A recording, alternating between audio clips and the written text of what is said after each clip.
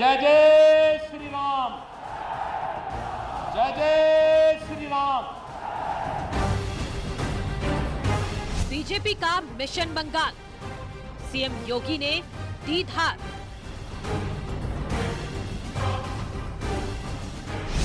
मालदा में सीएम योगी का चुनाव प्रचार। भारत की सनातन संस्कृति की इस भूमि को कोटि कोटि नमन करते हुए आज मैं अपने आप को सौभाग्यशाली मानता हूं। ममता राज पर सीएम योगी का तीखा प्रहार। लेकिन बंगाल के अंदर अराजकता पैदा करने वाले लोगों के साथ आखिर टीएमसी की कौन सी दोस्ती और कौन सी गठबंधन है? राम नाम का विरोध करने वालों पर पलटवार।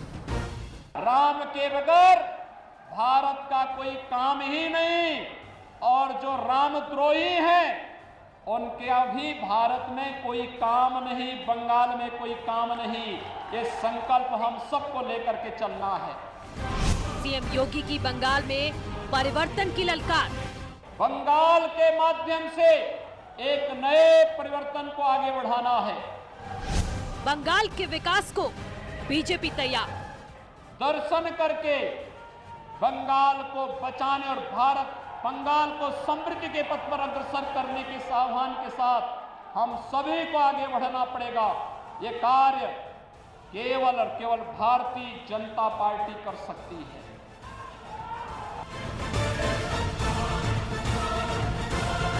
जय जय श्री राम, जय जय श्री राम। तो बंगाल में चुनावी बिसात बिछ चुकी है और अब प्रचार भी रफ्तार पकड़ने लगा है। बीजेपी ने सीएम योगी को मैदान में उतारकर अपने अभियान को धार दी है।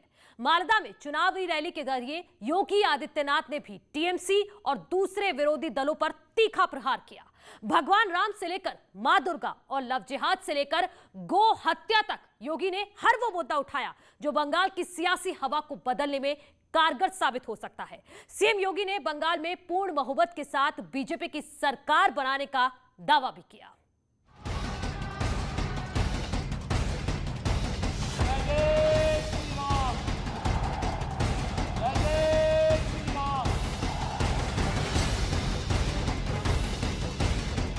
बंगाल में चुनावी बिगुल बजते ही प्रचार भी रफ्तार पकड़ चुका है। बदलाव की बयार बहाने का दावा लेकर मैदान में उतरी बीजेपी पूरा दम लगा रही है।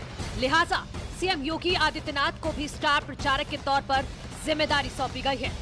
सीएम योगी ने मालदा से प्रचार का शंखनाद किया और ममता सरकार पर तीखे प्रहार किए। राम नाम के नारे पर रोक लगाए जाने को लेकर तंज कसा और यूपी में समाजवादी पार्टी का हालत का हवाला देकर टीएमसी को भविष्य का आईना दिखाने की कोशिश की।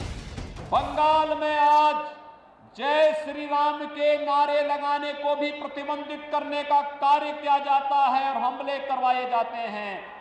लेकिन मैं बंगाल की सरकार से कहना चाहता हूं, मैं ममता दीदी जी से अनुरोध करना चाहता हूं, एक सरकार कभी उत्तर प्रदेश में थी जो अयोध्या में राम भक्तों पर गोली चलाती थी। उस सरकार का हर्ष आपने देखा है क्या हो गया है, और अब बारी बंगाल में टीएमसी की सरकार की है। राम नाम पर टीएमसी के ऐतराज और बंगाल में अराजकता फैलाने वालों के साथ टीएमसी की दोस्ती को लेकर सीएम योगी ने ममता बनर्जी से सीधा सवाल भी किया। और मैं यही पूछना चाहता हूं टीएमसी की सरकार से कि आपको राम भक्तों पर तो कोई रहम नहीं, लेकिन बंगाल के अंदर अराजकता पैदा करने वाले लोगों के साथ आखिर टीएमसी की कौन सी दोस्ती और कौन सी गठबंधन है जिसके कारण वह बंगाल की पूरी व्यवस्था को बदलने पर उतारू हो गए हैं। बंगाल में सियासत सिर्फ भगवान राम के नाम पर ही नहीं बल्कि मां दुर्गा को लेकर भी हो रही है। इसीलिए सीएम योगी ने दुर्गा पूजा पर ममता सरकार की ओर से लगाई गई रोक का हवाला देकर हमला किया और लगातार बढ़ती गौ तस्करी को लेकर भी निशाना साधा। एक तरफ यहां पर जिस बंगाल ने आदि शक्ति मां भगवती दुर्गा के अनुष्ठान का श्री गणेश करके पूरे देश के अंदर शक्ति का एक नया संचार किया था, आज उस बंगाल के अंदर दुर्गा पूजा पे प्रतिबंध लगाया जाता है, ईद में जबरदस्ती गौ हत्याएं प्रारंभ कराई जाती हैं और साथ साथ यहां पर तस्करी और गौ तस्करी के माध्यम से यहां की भावनाओं के साथ खिलवाड़ करने का कार्य किया जाता है। यहां की सरकार मौन बनी रहती है। बंगाल के वोटरों को साधने के लिए सीएम योगी ने केंद्र सरकार की विकास योजनाओं और उत्तर प्रदेश में सरकार की ओर से किए जा रहे कार्यों का जिक्र किया। साथ ही बंगाल में बीजेपी की सरकार बनते ही गौ हत्या पर बैन लगाने का दावा किया। हमारी सरकार 2017 में आई थी और 2017 में आते ही उत्तर प्रदेश के अंदर गौ तस्करी और इलीगल स्लॉटर हाउसेज एक झटके में बंद हो गए। 24 घंटे के अंदर बंद हुए थे।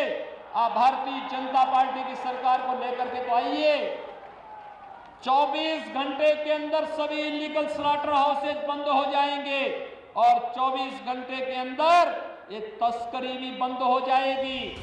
सीएम योगी ने बंगाल की बेहाली को लेकर ममता सरकार पर तीखे हमले बोले और भरोसा जताया कि किसी जमाने में भारत का नेतृत्व करने वाला बंगाल इस चुनाव में बड़े बदलाव का गवाह बनेगा और टीएमसी की सरकार को उखाड़ फेंकेगा।